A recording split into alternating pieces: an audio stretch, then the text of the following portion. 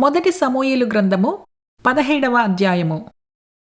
ఫిలిష్తీయులు తమ సైన్యములను యుద్ధమునకు సమకూర్చి యూదా దేశములోని షోకోలో కూడి ఎఫెస్దమీము దగ్గర శోకోకును అజీకాకును మధ్యను దిగియుండగా సౌలును ఇజ్రాయేలీయులను కూడివచ్చి ఏలా లోయలో దిగి ఫిలిష్తీయులకెదురుగా యుద్ధ పంక్తులు తీర్చిరి.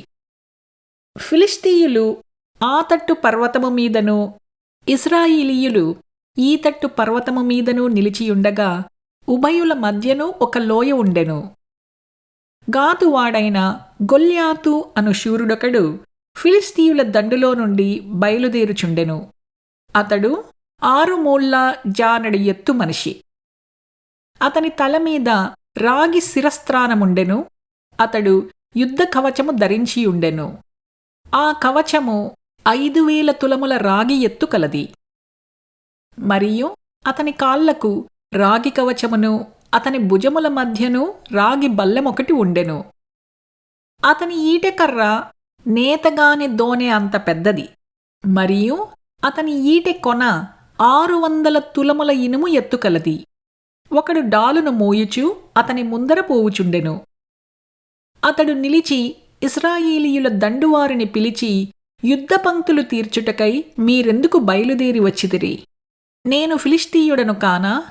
మీరు సౌలుదాసులు కారా? మీ పక్షముగా ఒకనిని ఏర్పరచుకొని అతని నా యొద్దకు పంపుడి.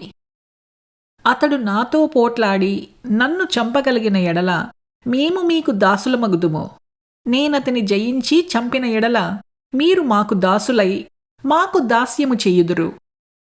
ఈ దినమున నేను ఇశ్రాయేలీయుల సైన్యములను తిరస్కరించుచున్నాను. ఒకని నియమించిన ఎడల వాడును నేనును పోట్లాడుదుమని ఆ ఫిలిష్తీయుడు చెప్పుచూ వచ్చెను.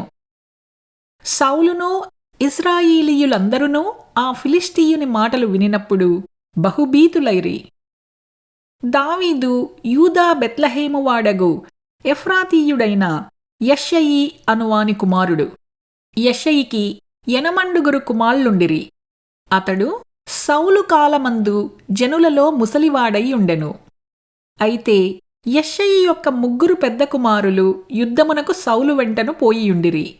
యుద్ధమునకు పోయిన అతని 3 కుమారుల పేర్లు ఏమనగా, జ్యేష్ఠుడు ఏలీయాబు, 2వవాడు అబీనాదాబు, 3వవాడు షమ్మా. దావీదు కనిష్ఠుడు. పెద్దవారైన 3 సౌలు వెంటను పోయియుండిరి కాని దావీదు బేత్లెహేములో తన తండ్రి గొర్రెలను మేపుచూ సౌలు నొద్దకు తిరిగిపోవుచూ వచ్చుచూ ఉండెను.